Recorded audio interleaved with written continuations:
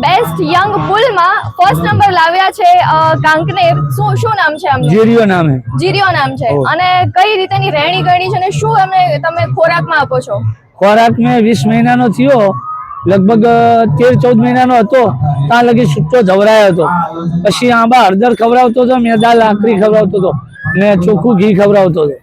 ને અત્યારે હાલે ઘી તો ચાલુ છે, ચોખ્ખું ને ખાંડ ચાલુ છે.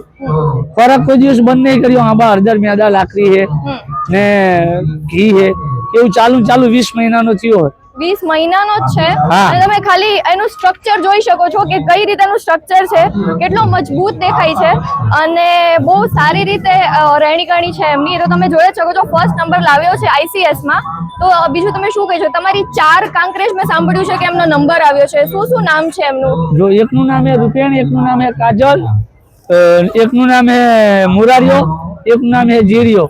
બે આખાના, એક રેનલાના, એક આખલા ગાય ને રેનલીન 4 ને. માતાનું ને પિતાનું નામ શું છે? એના બાપનું નામ લાખીઓ હોય, એની માનું નામ હેલારી છે.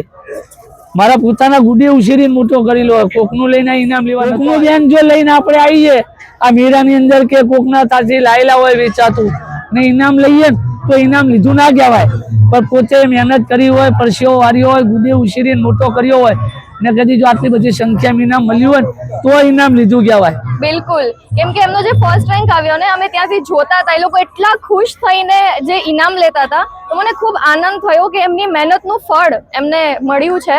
તો બસ આવી જ રીતે અમારી 7 Horses ઇન્ડિયનની સાથે જોડાયા રહેજો, તમને આવા વિડીયો મળતા રહેશે. Thank you so much.